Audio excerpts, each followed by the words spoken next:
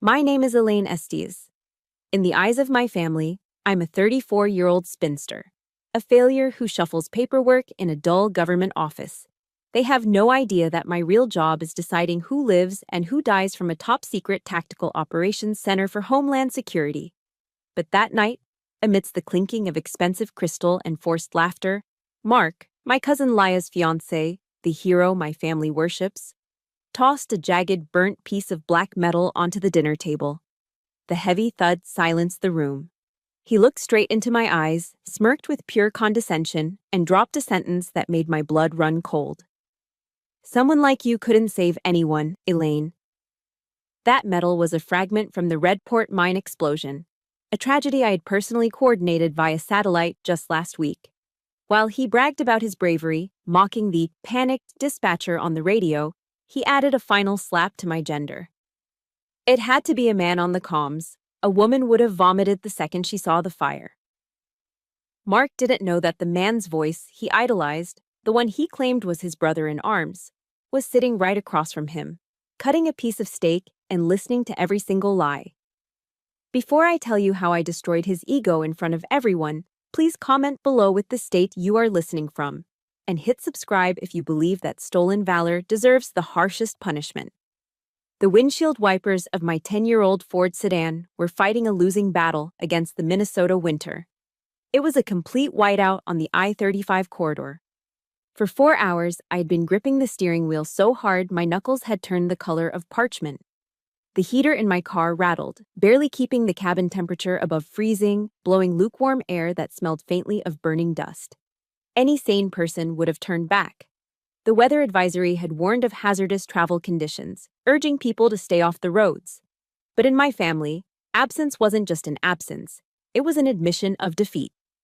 If I didn't show up to the engagement dinner at the lake house, I would be the bitter cousin who couldn't handle Laya's happiness. So, I drove. I drove with the same tactical precision I used to guide extraction teams through hostile terrain. Only my enemy tonight wasn't a cartel or a collapsing mineshaft. It was the icy judgment of my own blood relatives. Through the swirling vortex of snow, the lights of the Windlow Lake house finally appeared. It was a sprawling structure of timber and stone, glowing with warm, golden light against the blue-black storm. From the outside, it looked like a sanctuary, a Thomas Kinkade painting come to life.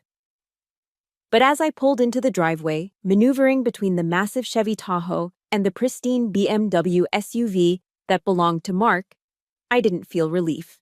I felt the familiar tightening in my chest. That house wasn't a sanctuary, it was a lion's den, and I was walking in without armor. I checked my reflection in the rearview mirror. My eyes, sharp, dark, and tired, stared back. I practiced my civilian face. I relaxed my jaw, softened the gaze that usually scanned for exit routes and threat vectors. Just be Elaine, I told myself. Just be the boring office clerk. I grabbed the bottle of wine from the passenger seat and stepped out. The wind hit me like a physical blow, cutting through my wool coat. I trudged up the walkway, the snow crunching loudly under my boots. When I opened the heavy oak front door, the wall of heat and noise hit me instantly. The smell of roasting rosemary potatoes and expensive perfume filled the entryway. Laughter rang out from the living room. The easy, confident laughter of people who have never had to hold a dying man's hand through a radio frequency. "Oh, you made it." The voice came from the hallway. Aunt Carol stood there, holding a tray of hors d'oeuvres. She didn't smile. She didn't move to hug me. Her eyes immediately darted down to my feet. "Elaine, please tell me you stomped those boots off outside," she said, her voice tight with that specific Midwest passive aggressiveness that sounds like concern but feels like a reprimand. "We just had the hardwood floors refinished. Salt stains are a nightmare to get out." "I knocked them off, Aunt Carol," I said, my voice low. "Good to see you too." She didn't catch the sarcasm, or maybe she just chose to ignore it. She turned her back to me, walking toward the kitchen. "Well, don't just stand there letting the heat out. Close the door." I closed the door, shutting out the storm. But the chill inside was far worse. I took off my coat, hanging it on a crowded rack where it was immediately swallowed by furs and designer trenches. I walked into the living room, clutching the wine bottle like a shield. The atmosphere shifted the moment I crossed the threshold. The conversation didn't stop, but the volume dipped just a fraction. Laya was posing near the fireplace, a flute of champagne in one hand, her other hand resting theatrically on Mark's bicep. She looked radiant, I'll give her that. The golden child in her natural habitat. Mark was holding court in the center of the room. He looked every inch the hero he claimed to be. Broad shoulders, a jawline you could cut glass with, and that confident, alpha male stance that usually masks deep insecurity.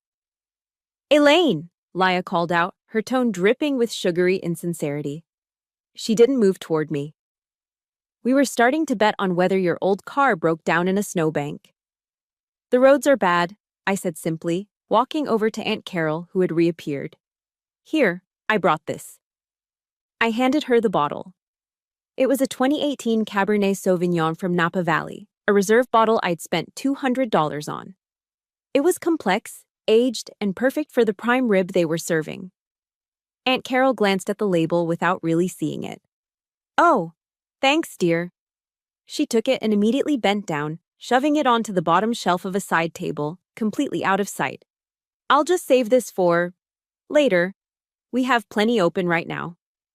In the same heartbeat, Mark reached behind him and produced a bottle of generic red blend, the kind with a screw top you buy at a gas station for $9. "Carol, Jim, I brought the good stuff," he boomed, flashing a winning smile. Aunt Carol's face lit up as if he'd handed her a diamond. "Oh, Mark, you shouldn't have. Jim, get the corkscrew. Let's open Mark's wine right now so it can breathe." I stood there, my hands empty, watching my thoughtfully chosen gift gather dust while they celebrated mediocrity. It was a perfect metaphor for my entire existence in this family. "Dinner is served," Uncle Jim announced, emerging from the dining room. We all migrated to the massive mahogany table. It was beautifully set with fine china and polished silver. I watched as everyone found their places. Name cards were set out, Mark at the head, Laya to his right, Aunt Carol and Uncle Jim on either side. I walked around the table, looking for my name. I found it at the very end, but there wasn't a real dining chair there. Because the table was full, they had unfolded a metal card table chair and placed it at the corner, creating an awkward, jutting addition to the perfect rectangle. It was the kids' table spot, except there were no kids. It was just me. To make matters worse, the spot was directly next to the sliding glass patio doors. The seal on the door was old, and I could feel a steady, freezing draft slicing through the gap, hitting me right in the kidney. I sat down on the cold metal chair. It creaked loudly, drawing a few glances before everyone turned their attention back to Mark. "To the happy couple," Uncle Jim toasted, raising his glass of cheap wine. "To the hero," Aunt Carol chimed in, beaming at Mark. I didn't have a wine glass. They had forgotten to set one for me. I reached for the water pitcher, poured myself a glass of lukewarm tap water, and raised it silently. From my cold corner, shivering slightly as the blizzard howled against the glass inches from my arm, I watched them. I watched Mark preen. I watched Leia gloat. I activated my training. I stopped being the cousin. I became the operator. I began to observe the exits, the body language, and the lies. If they wanted me to be invisible, fine. But they forgot one thing about invisible things. You never see them coming until it's too late. The prime rib was actually cooked perfectly, medium rare, pink in the center, swimming in a pool of rich au jus. But as I watched Mark sawing into his slab of meat, pointing his steak knife at Uncle Jim to emphasize a point, I found myself losing my appetite. Dinner had officially begun, and so had the Mark show. "It's all about leverage, Jim," Mark was saying, his voice booming across the table, drowning out the soft jazz playing in the background. "You can't just play the market, you have to disrupt it. My firm is looking at a 7-figure contract by the end of Q3. We're talking about total vertical integration." I took a slow, deliberate sip of my tap water. 7-figure contract. That was interesting, considering I had run a standard background check on him 3 days ago when Laya first mentioned his name. The firm he was talking about was an LLC registered to a P.O. box in a strip mall, and his credit score was hovering somewhere around the freezing point of water. He had maxed out 3 credit cards and was currently driving a leased BMW he was 2 months behind on payments for. But Uncle Jim was eating it up. He nodded enthusiastically, a piece of potato falling from his fork. "That's incredible, son. You've always had a head for business. Real risk taker." "High risk, high reward, Jim. That's the motto," Mark said, winking at Laya. Laya beamed, basking in the reflected glory of her fiancé's imaginary success. She looked around the table, her eyes landing on me. Her smile didn't fade, but it sharpened. It was the look of a predator who just spotted a wounded gazelle. She needed to elevate Mark even higher, and the easiest way to do that was to stand on my neck. "Speaking of work," Laya chirped, her voice pitching up an octave. "Elaine, how are things at— where is it again? The Department of Agriculture?" "Homeland Security," I corrected quietly, cutting a small piece of meat. "Administration." Right, administration," she giggled, waving her hand dismissively. "I heard from Mom that you had a terrible week. Didn't the big Xerox machine on the 3rd floor break down again? Mom said you were just so stressed out about a paper jam." The table went quiet. All eyes turned to me. Mark smirked, leaning back in his chair, twirling his wine glass. Aunt Carol sighed, a sound filled with theatrical pity. "Oh, honey, that sounds frustrating. But not everyone is built for the high-pressure world like Mark. Some people just need a quiet, steady pace. It's good that you know your limits, Elaine. Stress can be so bad for your complexion." My hand paused mid-air. Stress? They thought I was stressed about a paper jam. My mind flashed back to exactly 1 week ago. Tuesday. 02 hours, Chicago. I wasn't standing in front of a photocopier. I was in the Tactical Command Center, staring at 6 monitors streaming live feeds from body cameras. I was the primary operator for a joint task force raid on a warehouse suspected of housing a chemical weapon stockpile.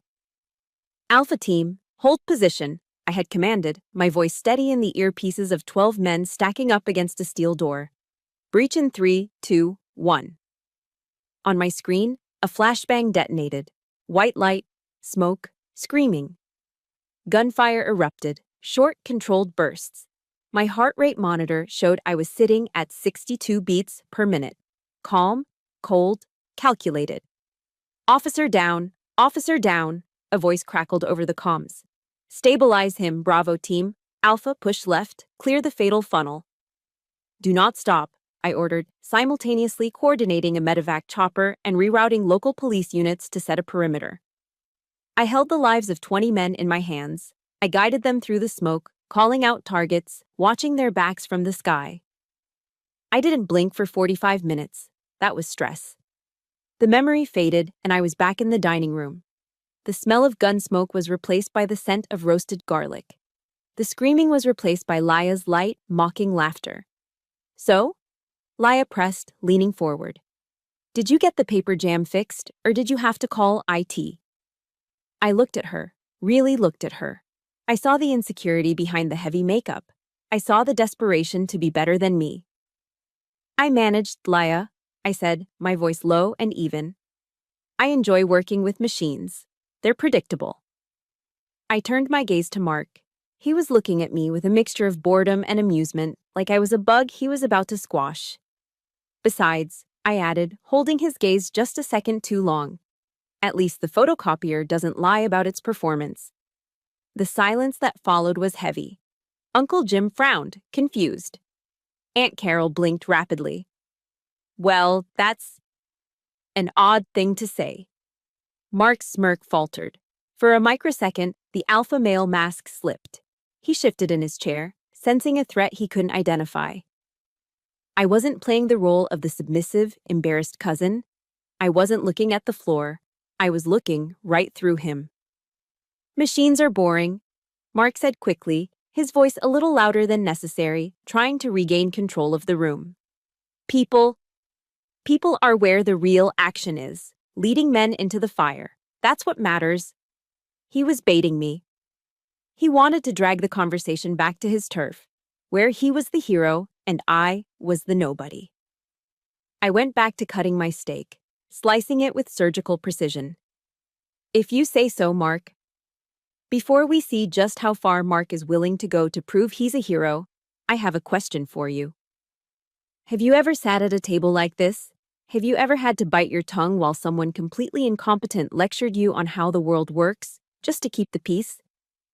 If you know this feeling, hit that like button right now. It helps more than you know. And I want to hear your story.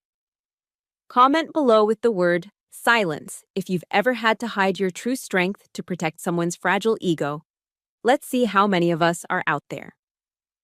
Mark cleared his throat, clearly annoyed that I had ended the interaction on my terms.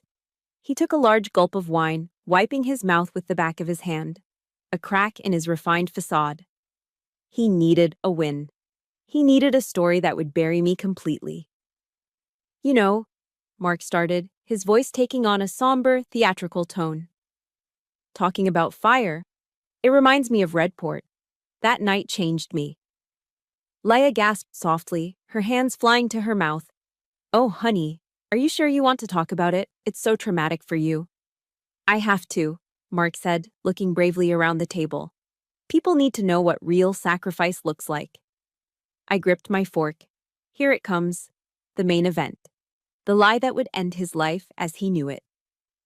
Come on, Mark, Uncle Jim urged, leaning forward with his elbows on the table, his eyes wide with a mixture of morbid curiosity and hero worship. Tell us about it. Tell us about Redport. The news only showed the smoke, but we know the real story was on the ground. The word hung in the air like a foul smell. Redport. Mark set his wineglass down slowly. He did it with the practiced gravity of a man about to deliver a sermon. He looked down at his plate, then up at the ceiling, letting out a long, shuddering breath. It was a performance worthy of a daytime soap opera award. I don't usually like to talk about it, Mark said softly, his voice dropping to a gravelly whisper that forced everyone to lean in. It takes a piece of you, you know? Seeing hell on earth. We know you're humble, honey, Aunt Carol cooed, reaching out to pat his hand. But people need to know. True bravery is so rare these days. I picked up my steak knife. The handle was cold, solid silver. I gripped it until the intricate patterns engraved in the metal dug into my palm. It was chaos, Mark began, his eyes unfocusing as if he were seeing ghosts. The initial blast took out the main generator. We were in total darkness. And then, the fire. You've never seen fire like that, Jim. It was 20, maybe 30 feet high. It was roaring like a freight train. It wasn't just burning, it was consuming everything. Steel beams were melting like wax candles. Liar! The word screamed in my head. I didn't see fire that night. I saw data. My mind instantly superimposed the memory over the dining room table. The warm yellow light of the chandelier vanished, replaced by the cool blue glow of the Tactical Operations Center, TOC, in DC. I remembered the screen. It was a high-resolution thermal feed from a Predator drone circling at 20,000 feet. On my monitor, the fire wasn't red or orange. It was a bloom of blinding white saturation against the gray background of the industrial park. And Mark's team? They weren't heroes charging into the inferno. They were 6 tiny, distinct heat signatures huddled together in the loading dock B, completely stationary. They looked like frightened mice paralyzed by a snake. The heat was so intense it singed my eyebrows off through the mask, Mark continued, gesturing wildly. But I knew we had civilians trapped in Sector 4. My guys, they were hesitating. I don't blame them. It looked like a suicide mission. But I looked at them and said, not on my watch. I led the charge. I took a bite of potato, but it tasted like ash. You didn't lead anything, I thought, the memory sharp and violent. On the thermal feed, I had watched Delta 9, Mark's unit, start to break formation. They were scattering. 2 of the heat signatures were actually moving toward the secondary chemical tanks, the ones containing liquid chlorine. If those tanks breached, the gas would turn their lungs into liquid in seconds. Delta 9, hold position, I had screamed into my headset that night, my voice cutting through the static. You are moving into a hazmat kill zone. Turn around. Now. But at the dinner table, Mark was painting a different picture. I couldn't see anything, Mark said, shaking his head dramatically. The smoke was so thick you couldn't see your hand in front of your face, but I had this feeling. Call it instinct, call it a gut check. I just knew the way out. I felt a draft on my left cheek, and I knew that was the fresh air. I grabbed the rookie by his vest, and I dragged him. I navigated that maze by pure instinct, Jim. I swallowed the bile rising in my throat. Instinct. If he had followed his instinct, he and his entire team would be dead bodies in body bags right now. I remembered the schematics overlay on my second monitor. I had the blueprints of the Redport facility open. I saw what he couldn't see. The draft he felt wasn't fresh air. It was the intake from the ventilation system that was sucking the fire directly into the hallway he was trying to enter. Delta 9, do not go left, I had commanded, my voice dropping into that specific register we're trained to use, the voice of God tone that overrides panic. The corridor to your left is structurally compromised. The roof is collapsing in 10 seconds. Hard right. Go right, 30 meters to the service hatch. I watched on the screen as the heat signatures paused, confused, terrified. And then, slowly, they turned right. 4 seconds later, the thermal bloom on the left expanded violently as the roof collapsed exactly where Mark had wanted to go with his gut feeling. I saved his life. Me. The office clerk, sitting across from him. But the worst part, Mark said, his voice cracking with emotion, was the silence. He took a long drink of wine, letting the suspense build. Laya was squeezing his arm, tears welling up in her eyes. Even Uncle Jim looked somber. What do you mean, silence? Laya whispered. The comms, Mark said, shaking his head. About 10 minutes in, right when things got really bad, the radio went dead. Command Center lost the signal. The satellite link was severed by the atmospheric interference from the chemical fire. I stopped chewing. I stared at him. This was a bold one. This was a lie that could be easily fact-checked if anyone at this table had a brain cell dedicated to critical thinking. Total radio silence, Mark emphasized, looking haunted. I was pressing the talk button, screaming for backup, but there was nothing. Just static. I realized then that no one was coming to save us. No one was watching. I was the commander, the navigator, and the savior. I had to make the call to blow the blast doors myself, with zero intel. My grip on the silver knife tightened so hard my hand began to shake. The comms never went down. Not for a second. The DHS satellite link is military-grade, encrypted, and redundant. We don't lose signal because of smoke. I heard everything. I heard him hyperventilating. I heard him sobbing. I heard him say, and I quote, "Oh God, oh Jesus, I don't want to die, Mom. I'm sorry." I was the one who stayed on the line. I was the one who kept talking to him, my voice steady as a metronome, counting down the meters, telling him exactly where to place his feet. I was the one who authorized the remote detonation of the blast doors because his hands were shaking too much to punch in the keypad code. You must have felt so alone, Aunt Carol whispered, wiping a tear from her cheek. My God, Mark. To have the courage to lead when the world has abandoned you. That's what makes a true man. It was hard, Mark admitted, bowing his head modestly. But when the radio died, I found my own voice. I looked at the piece of black metal sitting on the table, the souvenir he had thrown down earlier. He claimed it was a trophy of his leadership. In reality, it was a piece of debris from the door I opened for him. He wasn't just stealing valor, he was erasing me. He was taking the most intense, professional, life-saving performance of my career and turning it into a campfire ghost story where he was the knight and I didn't even exist. Well, Uncle Jim said, raising his glass again, to Mark, the man who doesn't need a command center to tell him how to be a hero.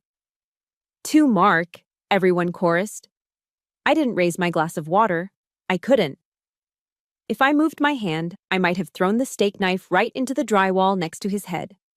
Mark basked in the praise, his ego fully inflated. But he wasn't done. He had to twist the knife one more time.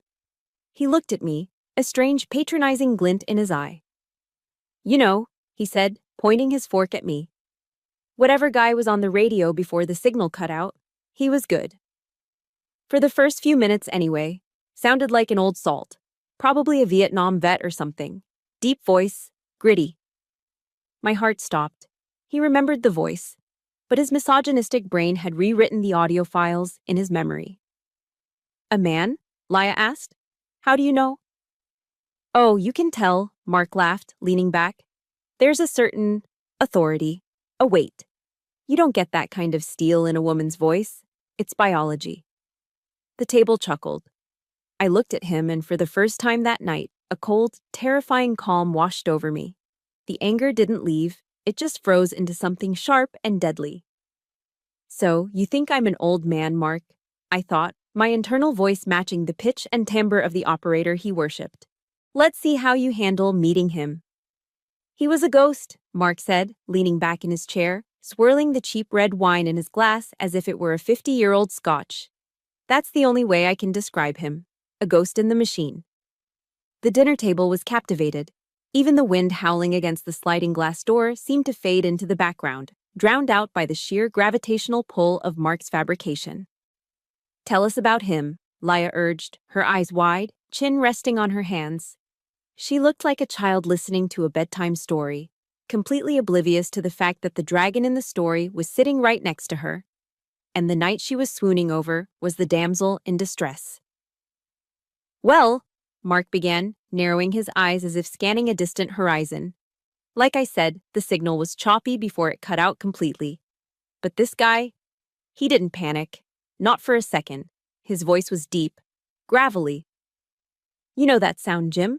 The sound of a man who smoked 2 packs a day for 30 years and shouted over the roar of C-130 engines.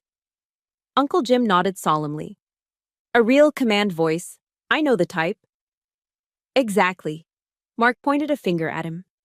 He sounded like he'd been eating concertina wire for breakfast, probably special forces, maybe a retired ranger working as a contractor.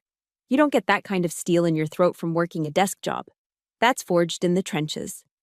I sat perfectly still, my hands folded in my lap. Under the tablecloth, my fingernails were digging into my palms so hard I thought I might draw blood.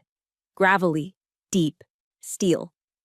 I wanted to laugh. I wanted to stand up and scream until the crystal chandelier shattered. It wasn't testosterone. It wasn't cigarettes. It wasn't eating wire. It was technique. It's called tactical voice modulation. It was the first thing they taught us in the Level 5 operator course at Quantico. When you are speaking to men in a high-stress environment, men who are pumped full of adrenaline and cortisol, you cannot sound frantic. You cannot sound high-pitched. High frequencies trigger an instinctive panic response in the human brain. So, we train. We learn to drop our larynx. We learn to speak from the diaphragm, pushing the air up through a relaxed throat to create resonance. We strip away emotion. We strip away gender markers. We become a genderless, emotionless entity of pure authority. That gravel he heard wasn't a lifetime of combat experience. It was me, sitting in an ergonomic chair in DC, consciously lowering my register to 90 hertz so that Mark wouldn't hyperventilate and pass out. We had this connection, Mark continued, his voice dropping to a reverent whisper. It's hard to explain to civilians. It's the brotherhood. Even though we were thousands of miles apart, we were in the trench together. I'd say, Delta lead moving north, and he'd come back with, copy that, Delta lead, watch your 6. We were finishing each other's sentences. We were perfectly in sync, 2 warriors dancing through the fire. In sync? My mind flashed back to the audio log from 02:14 a.m. that night. Mark, sobbing, breathless. I can't see. Oh God, oh Jesus, Mom, I don't want to die here. Please, someone help me. Me. Voice dropped, flat, authoritative. Delta lead, cease transmission, control your breathing, inhale for 4, exhale for 4, do it now. Mark, whimpering. It's too hot, I'm gonna burn. Me. You are not going to burn. You are going to listen to my voice. Stand up, soldier, stand up. There was no dancing, there was no brotherhood. There was a terrified man-child crumbling under pressure, and a woman holding him together with nothing but the sheer force of her will transmitted over a satellite uplink. But here, in this warm, expensive dining room, I was being erased. Every word Mark spoke was a brick in the wall he was building to shut me out. He was taking my competence, my training, my literally life-saving intervention, and grafting it onto the imaginary body of a retired ranger because his fragile ego couldn't handle the truth that a woman in a cardigan saved his life while he cried for his mother. "It's amazing," Aunt Carol sighed, shaking her head. "It's like a movie." "It's better than a movie," Laya corrected her mother.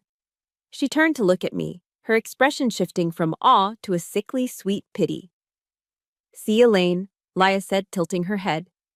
"This is what I was trying to tell you earlier. There's a whole world out there that people like Mark operate in. It's a world of instinct and brotherhood. Those men, they have a language you and I just can't understand. It's primal." She reached out and patted my arm, a gesture so patronizing it felt like a slap. "You have your little forms to file," Laya continued, her voice dripping with condescension. "And you worry about your printers and your lunch breaks. And that's fine. We need people like you to keep the lights on. But you have to admit, hearing Mark talk, doesn't it make you realize how small that office life is?" "Small," I repeated, the word tasting like copper in my mouth. "Yes, small," Laya nodded. "Safe, boring. You should be grateful there are men like Mark and his radio friend out there protecting us so you can sleep at night." I looked at Mark. He was beaming at Laya, soaking up her adoration. He believed it. That was the most terrifying part. He had told the lie so many times in the last week that he had actually overwritten his own memory. He truly believed he had bonded with a brother that night. To the unknown soldier on the radio, Mark proposed a toast, raising his glass high. "Wherever he is tonight, I hope he's enjoying a stiff drink and a cigar. He earned it." "To him," Uncle Jim echoed. "To him." Aunt Carol and Leia chimed in. I stared at the water in my glass. The ice had melted. It was just stagnant, lukewarm liquid. I picked up the glass. My hand was steady. Rock steady. The same hand that had guided a Hellfire missile strike 3 months ago without a tremor. I brought the glass to my lips and drank. The water went down hard, fighting against the lump of rage in my throat. It tasted bitter, like bile and injustice. They were toasting me. They were praising me. But they were doing it by celebrating a man who didn't exist, while looking right through the woman who did. I set the empty glass down on the table. Clack. The sound was louder than I intended. It cut through the murmurs of agreement. Mark looked at me, his brow furrowing slightly. He sensed something. The air pressure in the room had changed. The boring office cousin wasn't shrinking away. I was sitting up straighter. My shoulders were back. My chin was up. I wasn't the cousin anymore. I was the operator assessing a threat. And the threat assessment was complete. Protocol dictated de-escalation. But protocol didn't apply to stolen valor. Protocol didn't apply to a man who would spit on the person who saved him just to get a round of applause. Mark reached into the pocket of his blazer. I knew what was coming next. I had seen the outline of it against the fabric of his jacket when he walked in. "Actually," Mark said, his voice taking on a new, darker tone, "I have something to show you. Something that proves everything I just said." He pulled his hand out of his pocket. The prop. My heart hammered against my ribs, not from fear, but from the adrenaline of the fight that was about to begin. He was going to show them the proof of his heroism. He had no idea he was about to put the smoking gun of his cowardice right on the dinner table. Mark's hand emerged from his blazer pocket. He wasn't holding a medal. He wasn't holding a photo. He was gripping a jagged, twisted lump of black material that looked like it had been chewed up and spit out by a dragon. "You want to know what real pressure feels like?" Mark asked, his voice low and dangerous. He didn't hand it to me. He didn't place it gently on the table. He tossed it. Thud. The sound was heavy, dead, and jarring against the delicate clink of silverware and crystal. The object hit the pristine white Irish linen tablecloth about 2 feet in front of me. Momentum carried it forward. It slid across the fabric with a harsh, scratching sound. leaving a faint streak of soot and ash in its wake, before coming to a stop inches from my water glass. "Mark!" Aunt Carol gasped, her eyes widening as she looked at the black smear on her heirloom tablecloth. "The linen." "Relax, Carol," Mark said, not taking his eyes off me. "It's just a little carbon. It washes out. But the scars? Those don't wash out." I looked down at the object. It was a piece of metal, about the size of a man's hand. The edges were razor-sharp, torn violently, rather than cut. The surface was scorched matte black, with patches of iridescent blue and purple oxidation, the telltale sign of metal that has been subjected to extreme, sudden heat. It smelled. Even over the aroma of the prime rib and the garlic mashed potatoes, I could smell it. It was the scent of ozone, burnt chemicals, and destruction. It was the scent of a crime scene. "Go ahead," Mark goaded, nodding at the jagged scrap. "Pick it up, Elaine. Touch it." I didn't move. I just stared at it. "Too dirty for you?" he sneered. "I guess it doesn't match your manicure. That right there. That is what men like me face while you're filing your TPS reports and complaining about the break room coffee." Laya shuddered theatrically. "It looks terrifying, Mark. Why do you keep it?" "It's my lucky charm," Mark said, leaning forward, his shadow falling over my plate. "It reminds me of the moment I realized I was alive. It reminds me that there is a world of wolves and a world of sheep. And the sheep? Well, they just graze." He picked up his wineglass again, swirling the liquid, looking at me with absolute contempt. "You see, Elaine," he continued, his tone shifting from aggressive to patronizingly educational. "I threw that on the table because you need a reality check. You sit there with your little comments about photocopiers not lying, acting like you have some kind of moral high ground. But look at that metal. That's reality. That is twisted steel. That is fire." He gestured vaguely with his steak knife. That piece of shrapnel was flying through the air at 300 miles an hour. It missed my head by inches. If I hadn't moved when I did, if I hadn't had those reflexes. He trailed off, letting the implication hang in the air. "You're a hero, babe," Laya whispered, reaching out to stroke his arm. Mark soaked it up, then turned his focus back to me for the kill shot. "The point is, Elaine," he said, his voice dripping with disdain. "You live in a bubble, a safe, climate-controlled, fluorescent-lit bubble. You deal with paper cuts. I deal with shrapnel. You deal with jammed drawers. I deal with jammed exits in a burning inferno." He leaned in closer, his eyes locking onto mine. "So don't sit there and judge me," he hissed. "Because when the chips are down, when the fire starts, someone like you couldn't save anyone. You'd freeze, you'd panic, you'd be dead weight. Someone like you couldn't save anyone." The words hung in the air, heavier than the metal on the table. I looked at Aunt Carol. She was busy trying to discreetly rub the soot mark off the tablecloth with her thumb, avoiding my eyes. Uncle Jim was nodding in agreement with Mark's assessment of my uselessness. Laya was looking at me with that smirk, that triumphant, pitying smirk that said, "Finally, you know your place." My hand moved. Slowly, deliberately, I reached out. "Careful," Mark warned with a laugh. "It's sharp. Don't cut your soft hands." I ignored him. My fingers closed around the cold, rough metal.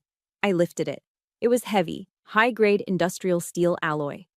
I turned it over in my hand, inspecting it not with the awe of a civilian, but with the forensic eye of a level 5 operator. I saw the shear pattern on the edge. The metal hadn't just been torn, it had been sheared by a localized, high-velocity pressure wave. I saw the microscopic pitting on the surface. That wasn't just fire damage, that was chemical corrosion accelerated by heat, chlorine gas reaction. And then, I saw it. On the underside, partially obscured by soot but still legible to anyone who knew what to look for, was a partial serial number stamped into the steel. LB3 Elkin Soy. My heart didn't speed up, it slowed down. The world seemed to sharpen into crystal clarity. LB3 LK. Sector B3. Lock mechanism. I knew this piece of metal. I knew it intimately. At 2:18 a.m. that night, Mark had been screaming that the door was jammed. He was pulling on the handle of the Sector B3 blast door, panic making him useless. He was trapped. The fire was behind him. The gas was rising. I was the one who pulled up the schematics. I was the one who realized the manual override was melted. I was the one who accessed the facility's remote failsafe system. I remembered my command clearly. Delta Lead, get clear of the door. Move back 5 meters. I'm initiating a remote blowout of the locking bolts. Fire in the hole. I had typed the command sequence. I had pressed execute. The shaped charges built into the frame specifically for emergency egress had detonated. The locking bolts were sheared off instantly.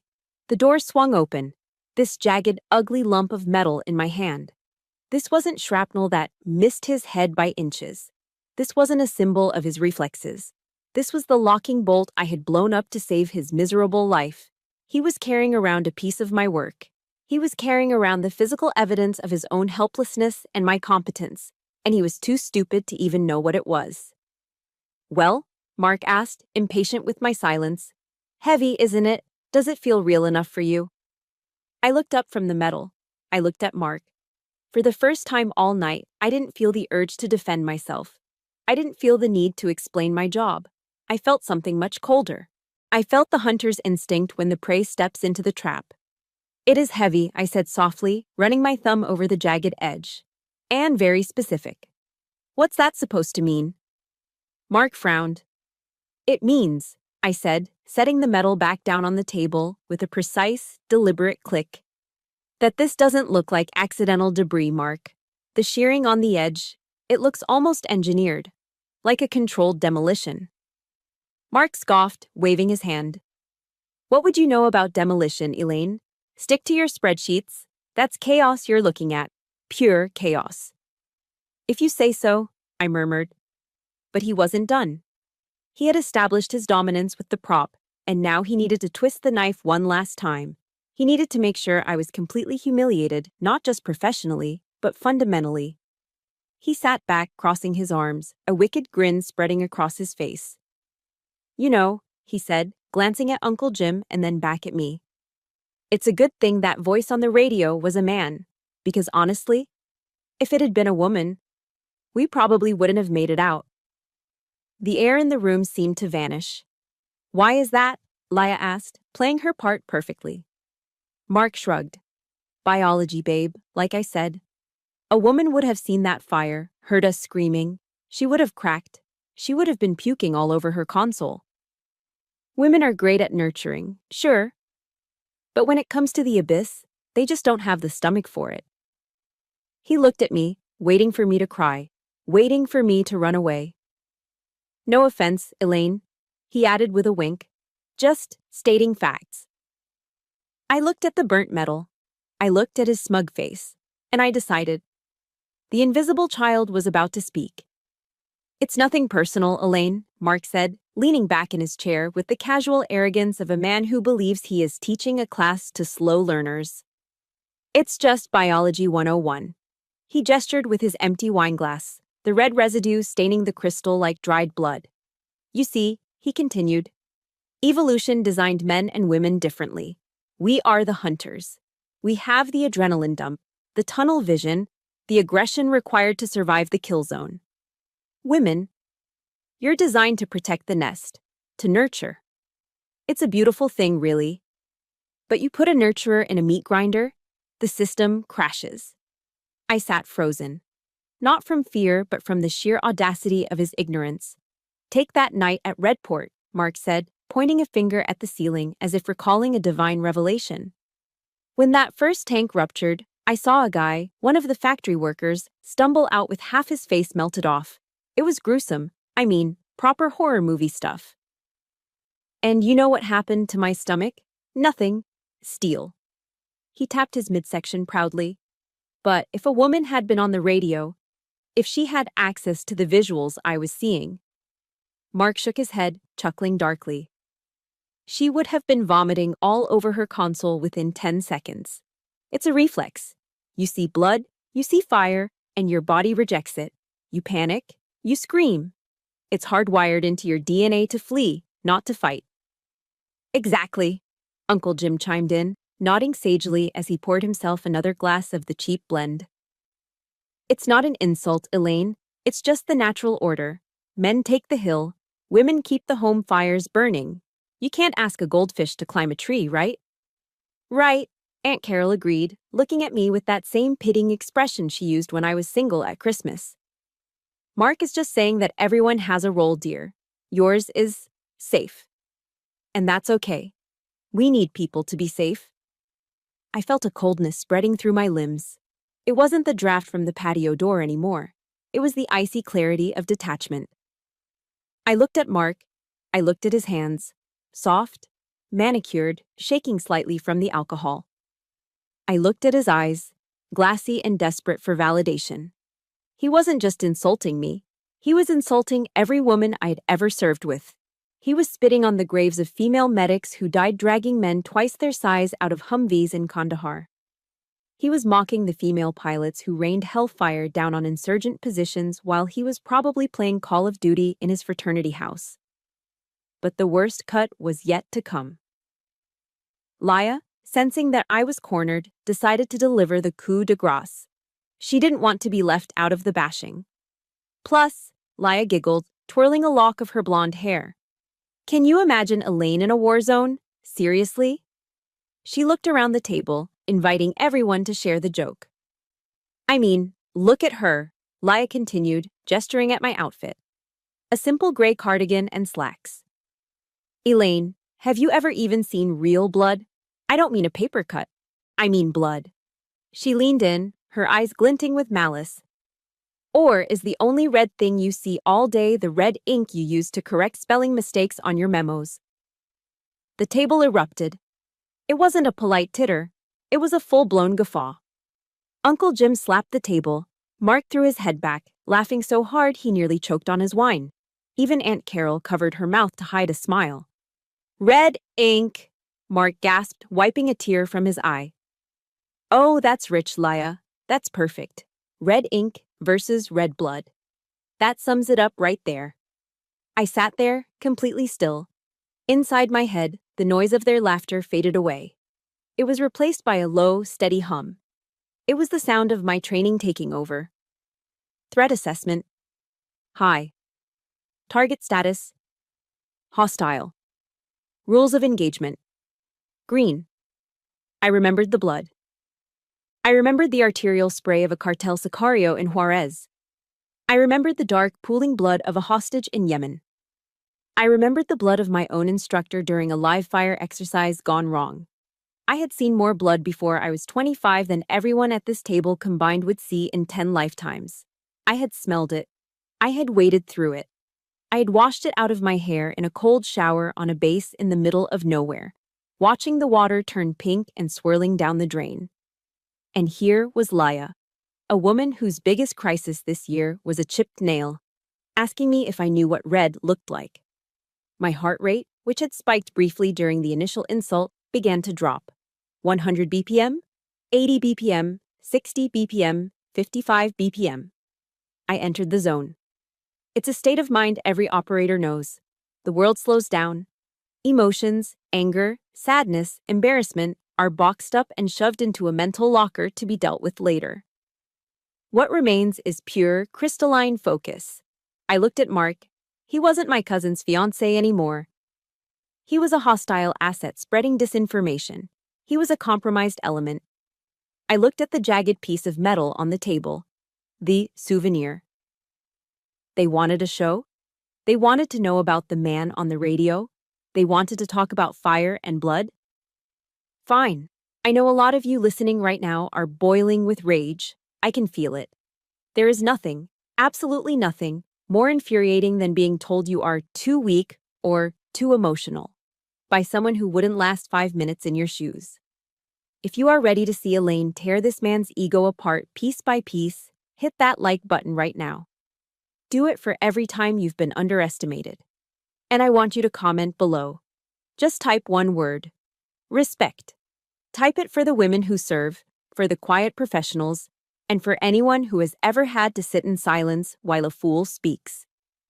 Let's flood the comments with respect before the storm hits. The laughter at the table began to die down, trailing off into a few stray chuckles. They noticed the change. It started with Uncle Jim. He stopped laughing and frowned, looking at me with a sudden unease. Then Laya's smile faltered. I hadn't moved. I hadn't frowned. I hadn't cried. I was staring at Mark with what we call the 1,000-yard stare. It's a look that looks through you, past you, to the chaotic entropy of the universe behind you. It's the look of someone who has decided how you are going to end. Mark cleared his throat. The silence stretched out, becoming uncomfortable. The air in the room seemed to drop 10 degrees. "What?" Mark asked, his voice losing its bravado, shifting into defensiveness. "Cat got your tongue, Elaine, or did the thought of all that blood make you faint?" I slowly reached out and picked up my knife and fork. I didn't pick them up to eat. I held them for a second, feeling the weight, and then I set them down on the edge of my plate. Clang. The sound was sharp, deliberate, and final. It sounded like the bolt of a rifle sliding home. I lifted my head. I didn't blink. "You mentioned the radio, Mark," I said. My voice was different. It wasn't the soft, polite voice of Elaine, the office clerk. It was deeper, resonant, controlled from the diaphragm. It carried a weight that vibrated the water in the glasses.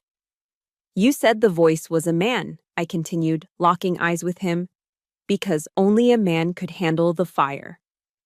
"Yeah," Mark stammered, shifting in his seat, his eyes darting around. That's what I said." "Interesting," I said. I leaned forward, crossing my arms on the table, invading his personal space from across the centerpiece. "Tell me, Mark," I asked, my voice dropping to a terrifyingly calm whisper. "If that man was such a brother to you, if you were so in sync, why don't you tell everyone here what his call sign was?" Mark blinked. "His what?" "His call sign," I repeated. "Every operator has one. You were connected by brotherhood, right? You were dancing in the fire together, so surely you remember the unit ID he used to authenticate the extraction protocol." The room was dead silent. The wind outside howled, but inside you could hear a pin drop. Mark opened his mouth, but nothing came out.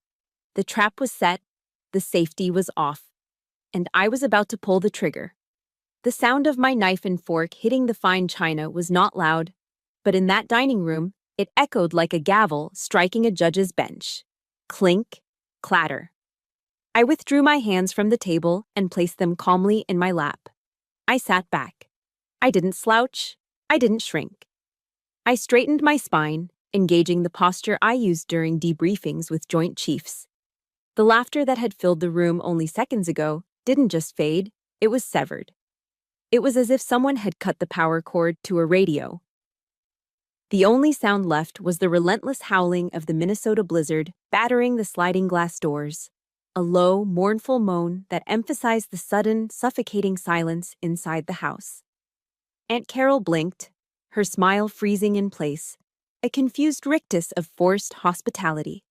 Uncle Jim lowered his wine glass, a drop of red liquid running down the side, staining his thumb. Laya's smirk twitched, faltering as she looked at me.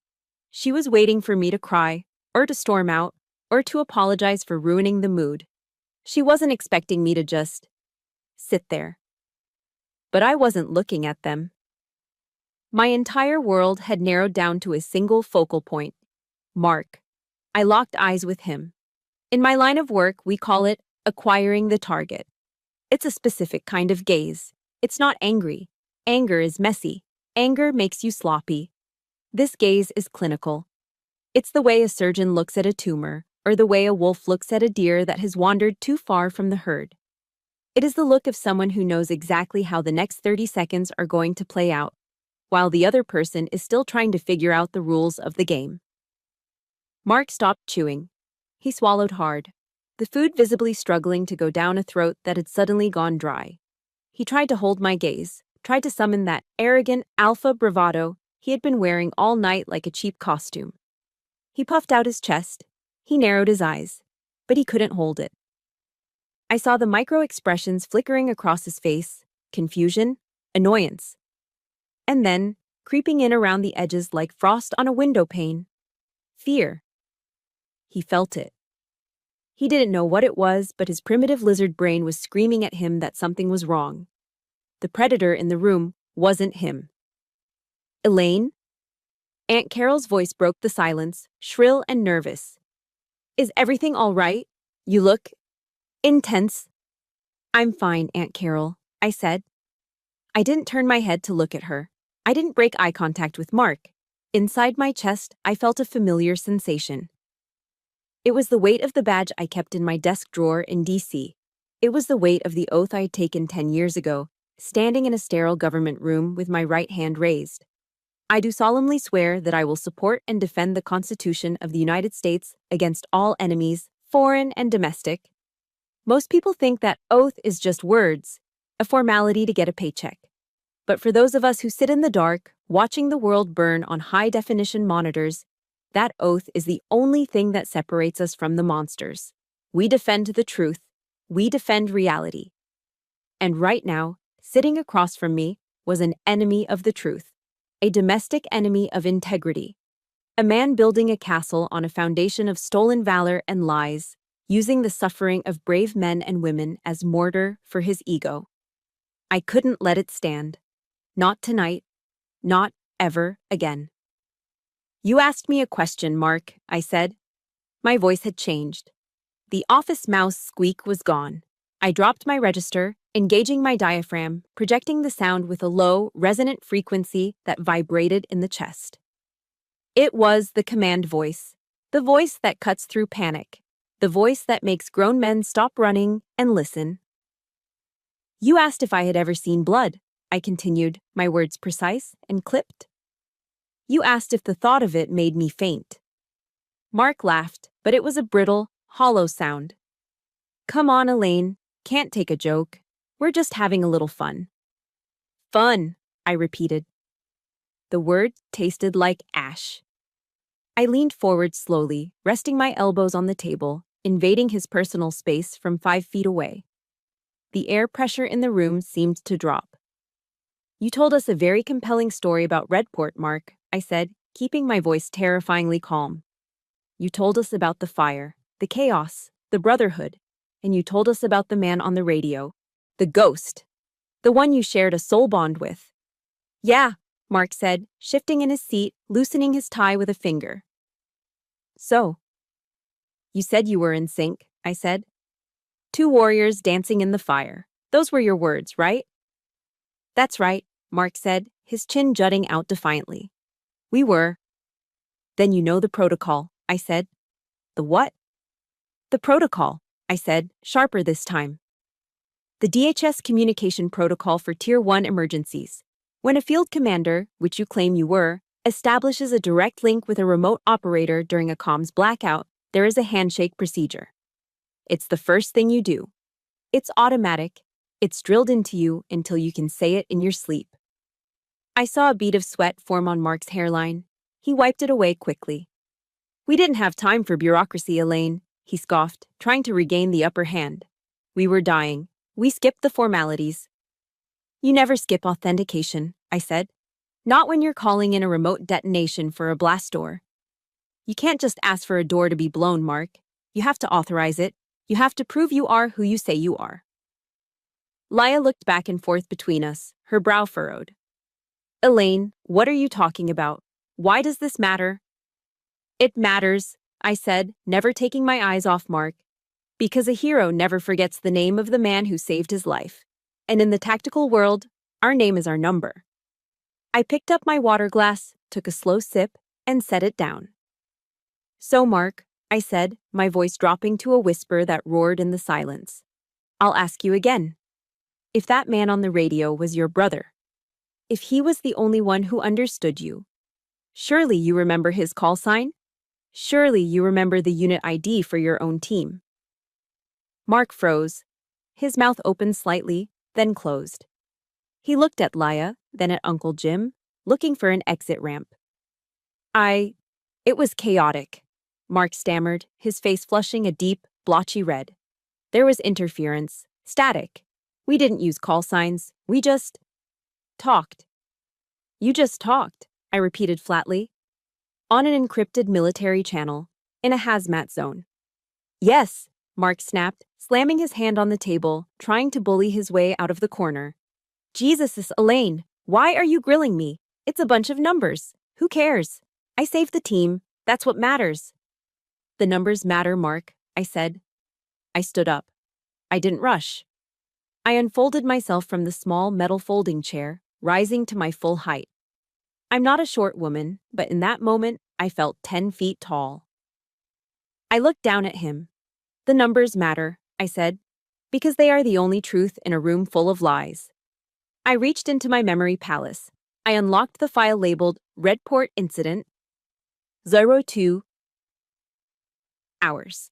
I saw the data stream as clearly as if it were projected on the wall behind him. You don't know the number, I said, answering for him. You don't know the call sign. You don't even know the frequency. You're crazy, Mark muttered, looking at Aunt Carol. She's drunk, or off her meds. Carol, get her to sit down. I'm not the one who needs to sit down, Mark, I said. I took a breath. And then, I did something I had never done in my civilian life. I let the operator out. Unit Delta 9, I recited, my voice changing cadence, becoming the mechanical, rhythmic voice of the radio. Grid coordinates 45-3 north, 93.2 west, Sector 4. Oxidizing agent detected. Structure integrity critical. Mark's head snapped up. His eyes went wide. His face drained of color so fast it looked like the blood had been sucked out of him by a vacuum. How? He whispered. How do you know the coordinates? I leaned in, bracing my hands on the table, looming over him like the judgment of God. I know them, I said, because I was the one who typed them in. The silence in the room wasn't just quiet, it was heavy.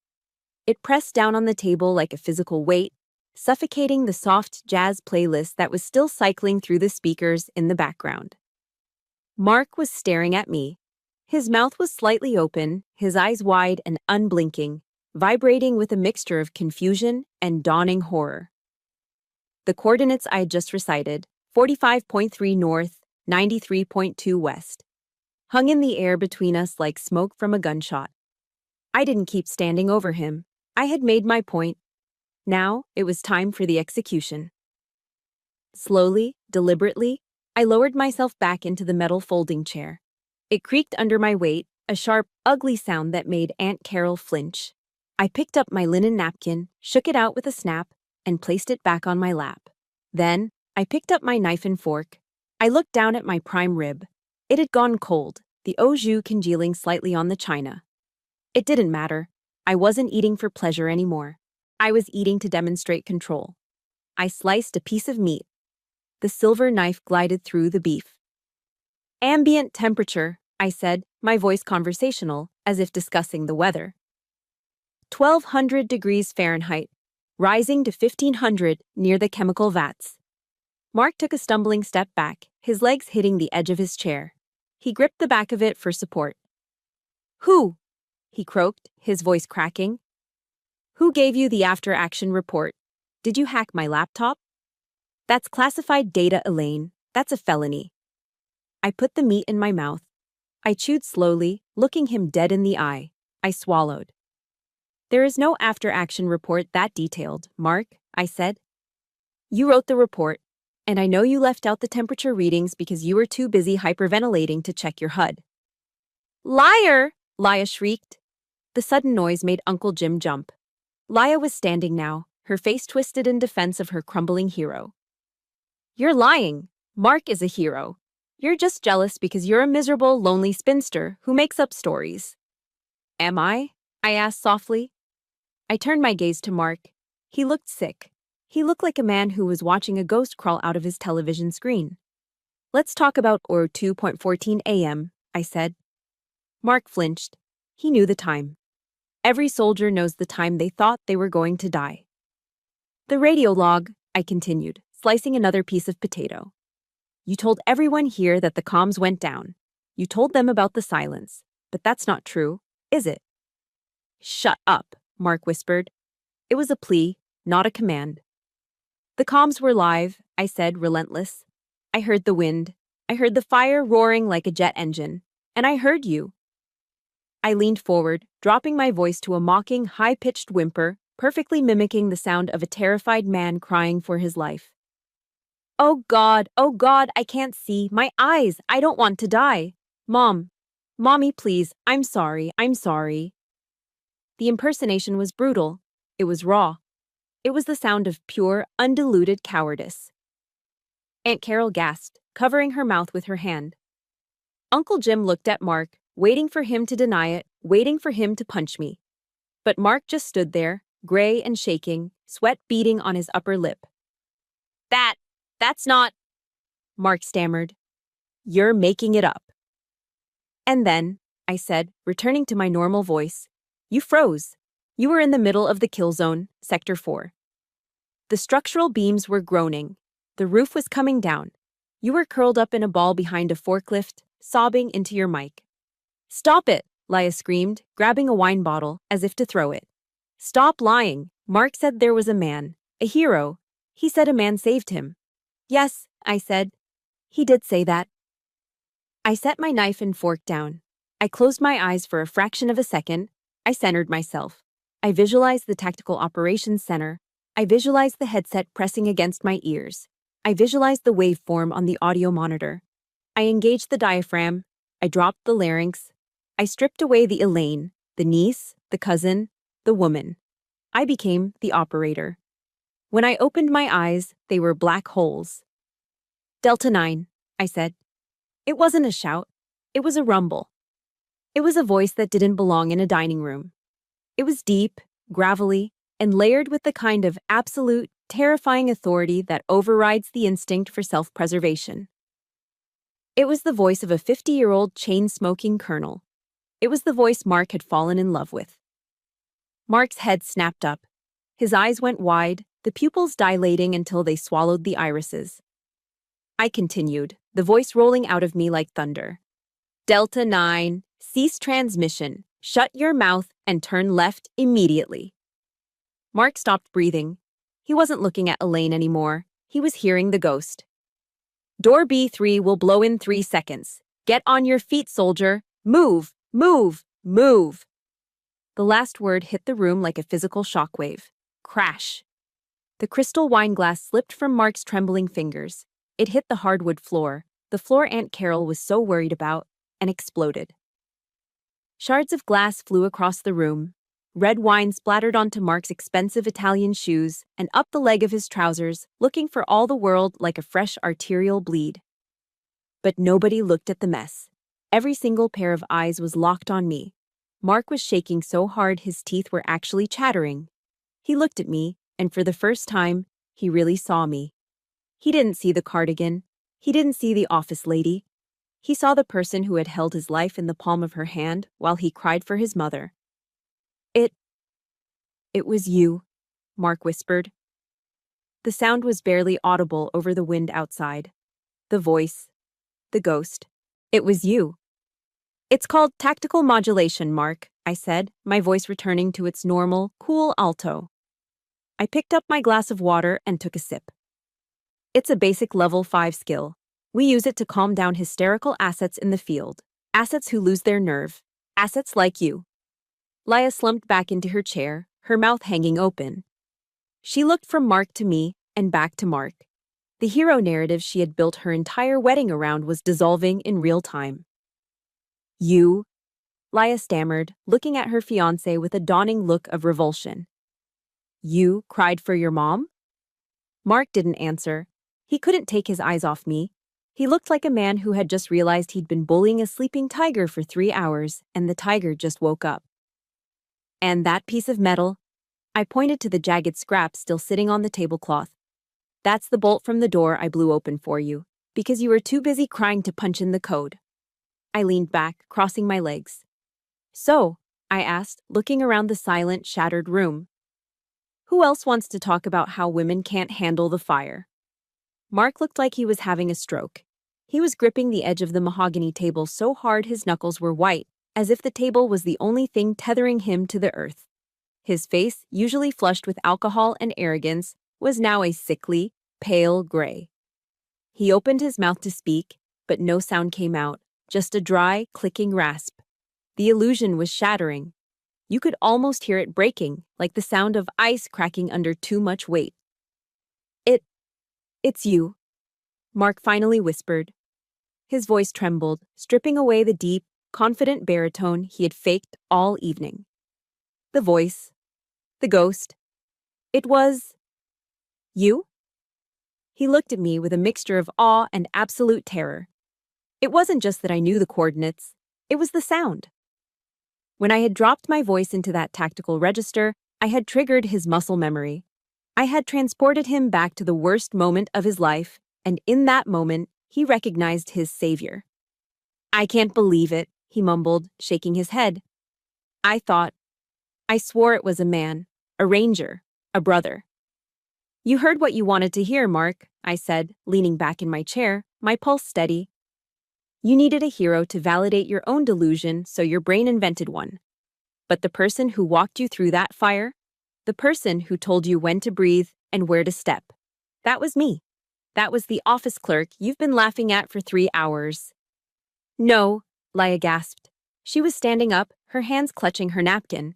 She looked frantically between me and Mark. This isn't true. Mark, tell her she's lying. You led the team. You said you saved them. Mark didn't answer her. He couldn't even look at her. He was staring at the red wine soaking into his pants, paralyzed by the sudden, violent exposure of his own fraudulence. He didn't lead anyone, Laya, I said calmly. He followed, like a lost child. But the fire, Mark stammered, his eyes darting around the room, desperate to salvage a scrap of his dignity. The things I saw, the bodies, I told you. I told you about the stomach, about the biology. A woman couldn't handle that. You would have been sick. He was clinging to his misogyny like a life raft. It was pathetic. I let out a short, sharp laugh. It wasn't a nice laugh. Let's talk about biology, Mark, I said, since you're such an expert. I picked up my water glass again, inspecting the condensation on the rim. You made a big point earlier about how women are biologically programmed to vomit when they see trauma, I said. You said we're weak. You said we don't have the stomach for the abyss. Yeah, Mark breathed, seizing on the point. Yeah, exactly. That's why it had to be a guy. I pulled the medical logs from the triage unit this morning, I said. The color drained from his face even further, if that was possible. Standard procedure for a hazmat extraction, I explained to the room. Every member of the team is evaluated immediately. I have the EMT report for patient 0, that's you, Mark, right on my secure server. I leaned forward, my voice dropping to a conspiratorial whisper that everyone could hear. The report states that upon extraction, the subject was in a state of catatonic shock. It also notes that the subject had soiled himself. Leia made a choking sound. Uncle Jim's jaw actually dropped. And the vomiting, I continued, relentless. The report says you had aspirated vomit in your airway. You were the only one, Mark. Out of 12 men, you were the only one who threw up all over yourself. The female medic who intubated you, she was fine. She cleaned you up. I paused, letting the image sink in. So you were right, I said. Someone did vomit when they saw the fire. It just wasn't the woman on the radio. It was the hero on the ground. Oh my God, Laya whispered. She looked at Mark with a dawn of pure revulsion. It wasn't sympathy. It wasn't concern. It was disgust. She had spent months building her brand around being the future wife of a decorated hero. She had posted about it on Instagram. She had bragged to her friends. And now she was standing next to a man who pissed his pants and cried for his mommy while her cousin, the boring cousin, did the actual work. You lied to me, Laya hissed. Her voice rose to a shriek. You told me you were a warrior. You told me you carried your team out. I did. I survived, Mark pleaded, reaching for her hand. Laya slapped his hand away. Don't touch me. You're a fraud, Mark. A total fraud. She wasn't angry that he had trauma. She was angry that he had embarrassed her. She was angry that her trophy husband turned out to be a cheap plastic knockoff. Laya, please, Mark begged, looking small and broken. It was It was the fog of war. Memories get mixed up. Stop it, Laya screamed. She grabbed her purse from the chair. Just stop talking. You're humiliating me. In the corner, Aunt Carol and Uncle Jim were sitting like statues. They looked shell-shocked. They had spent the entire evening insulting me, belittling my career, and treating me like a second-class citizen in favor of this man.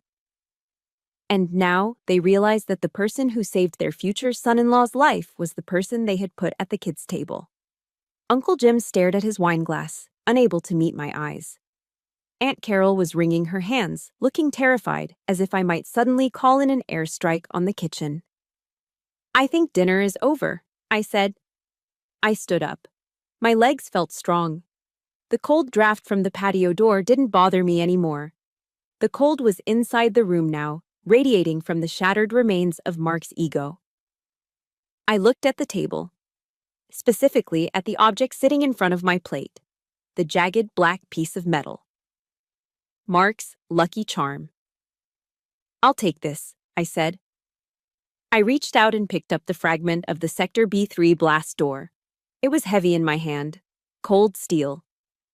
Mark flinched as I took it, as if I were stealing his soul. That's mine, he whispered weakly. It's my souvenir. No, Mark, I said, slipping the metal into my handbag. A souvenir is something you earn. You didn't earn this. You survived it.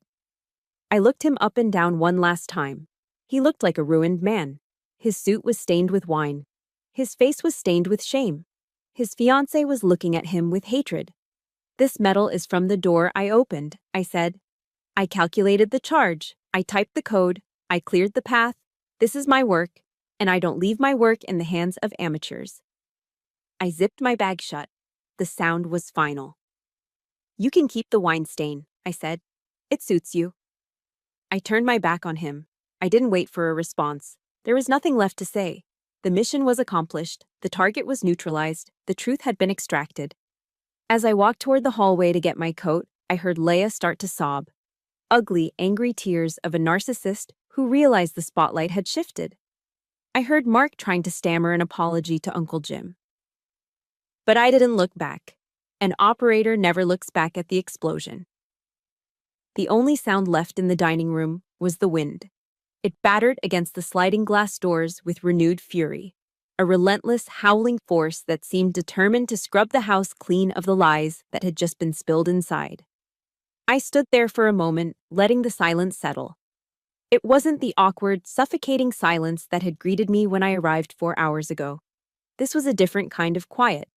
It was the silence of a battlefield after the artillery has stopped firing. It was the silence of total devastation. Mark was still slumped in his chair, staring at the ruin of his wineglass. Laya was sobbing quietly into her hands, her shoulders shaking. Not with sorrow for her fiancé, I suspected, but with self-pity for the public embarrassment she was already calculating how to spin. Uncle Jim and Aunt Carol sat frozen, pale, and diminished, like wax figures that had been left too close to a fire. I picked up my linen napkin from the table. The fabric was heavy, starched, and expensive, just like everything else in this house. I dabbed the corners of my mouth with slow, deliberate precision, folding the napkin neatly before placing it beside my untouched plate. The steak was a little tough, Aunt Carol, I said. My voice was soft, polite, the perfect picture of Midwest manners. Maybe a bit overcooked, just like Mark's story. Aunt Carol flinched as if I'd slapped her. She opened her mouth to speak, perhaps to offer a reflex apology or a defense, but no words came out. There were no words left. The script she had followed for 30 years, the one where Elaine was the failure and the family was perfect, had been shredded. I reached for my handbag. I unzipped the side pocket, the metallic zzz zip cutting through the quiet room. I took one last look at the table, ensuring that the jagged black piece of steel from Sector B3 was safely tucked inside. I'm taking this back, I said, patting the bag. Don't worry, Mark. You can keep the memories. I hear trauma bonds are very trendy these days. I turned away from the table. I didn't rush. I didn't storm out. I walked with the easy, fluid stride of someone who has nothing to hide and nowhere to run from. My heels clicked rhythmically on the hardwood floor, the floor Aunt Carol loved more than her own niece, marking time as I moved toward the foyer. Behind me, I heard a chair scrape back. "Elaine, wait," Uncle Jim's voice called out. It was weak, stripped of its earlier bluster. I didn't stop. I didn't slow down. I reached the foyer and pulled my wool coat from the rack, burying myself in its familiar, scratchy warmth.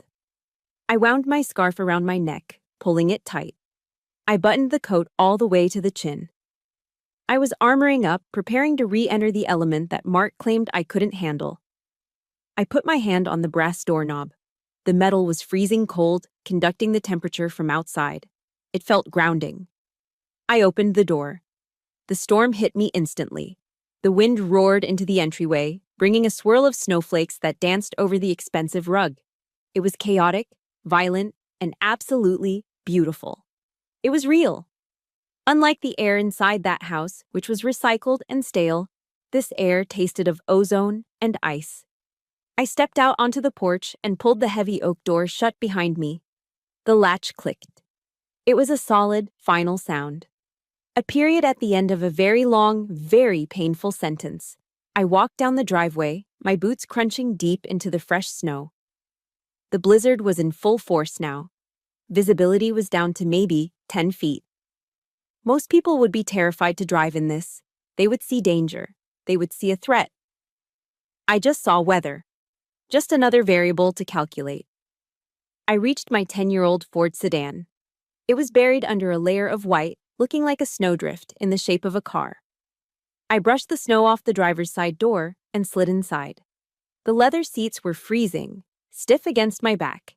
The air inside the cabin was frigid, smelling faintly of old coffee and cold dust. It was the most comfortable I had felt all night. I put the key in the ignition and turned it.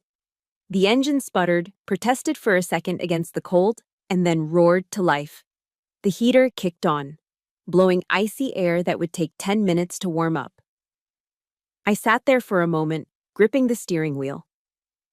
I looked up at the rearview mirror. Through the swirling snow, I could see the glowing windows of the lake house. Frame by frame, I could see them moving inside. I saw Laya gesticulating wildly, screaming at Mark. I saw Aunt Carol sinking onto the sofa, her face in her hands. They looked so small. From out here, in the dark, they looked like actors on a tiny stage, performing a tragedy that no one was watching anymore. I wasn't the invisible child anymore. I realized that now. I had never been invisible. I was just operating on a frequency they didn't have the hardware to receive. My phone, mounted on the dashboard, buzzed. The screen lit up, cutting through the gloom of the car. It wasn't a text from my mother asking why I left early. It wasn't a text from Laya demanding an apology. It was a push notification from the DHS Secure Comm app. The icon was a simple, nondescript shield. I tapped the screen. The message opened, black text on a gray background. Priority: Alpha Sender, Central Command, First Store, DC. Status: Active message, new assignment. Hostage situation developing in Seattle. Local assets compromised. We need a lead operator on the comms immediately. Are you ready? I stared at the screen. Seattle. Another crisis. Another fire. Another set of lives hanging by a thread, waiting for a voice in the dark to tell them where to step. They didn't care about my hardwood floors. They didn't care about my car. They didn't care if I was single or married or the disappointment of the family. They cared that I was the best. I tapped the reply button. My fingers moved automatically, typing the only 2 words that mattered. Always ready. I hit send. I put the car in reverse, backing out of the driveway. I shifted into drive. The headlights cut 2 twin beams through the white chaos ahead. I didn't look back at the house. I didn't look back at the warmth I was leaving behind. I pressed the gas pedal, and my car surged forward, merging onto the unplowed road, disappearing into the heart of the storm where I belonged. Because Mark was wrong about one thing. The storm isn't something you hide from. The storm is where the work gets done. Before I go, I want to share something important that I learned tonight. For years, I let my family's opinion define my reality. I thought that if I stayed quiet and worked hard, eventually they would see me. But tonight proved that you cannot force people to respect you if they are committed to misunderstanding you. Your value does not decrease based on someone else's inability to see your worth. True strength isn't about bragging at a dinner table, it's about doing the right thing when no one is watching. If you are feeling invisible right now, remember, you don't need their applause. You just need to trust your own competence. The only validation that matters is the one you see in the mirror. Now, I want to hear from you. I know I'm not the only one who has sat at a kid's table while being the most capable person in the room. Have you ever had to cut ties with a toxic family member or a partner like Mark to save your own sanity? Share your story in the comments below. Your courage might inspire someone else to finally walk away. And if you enjoyed seeing the truth finally explode tonight, please hit that like button and subscribe to the channel. Help us build a community where the quiet warriors finally get a voice. Stay safe, stay strong, and I'll see you on the next mission.